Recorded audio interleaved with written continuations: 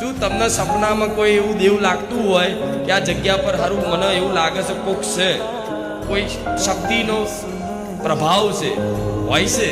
હું ના નહીં કહેતી, ડરવાની જ વસ્તુ નહીં, મારી નહીં નાખે કોઈ, પણ એ તમને અડસાર આપે.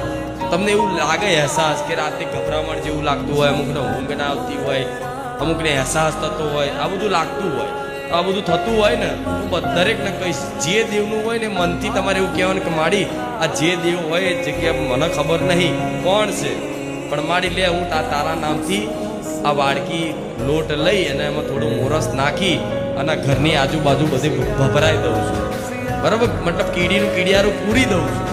આટલું કરી દેજો. એ જે દેવ હશે તમારે જાણવાની જરૂર નહીં, એને હું પહોંચાડી દઈશ. આ શું ખોટું? સીધો ઉપાય છે. નહીં કોઈ અગરબત્તી કરવી, નહીં એના નારિયેળો વધેરવા, કે નહીં ચવાણાના ધૂપઈ કરવા, કશું જ નહીં કરવું. આટલા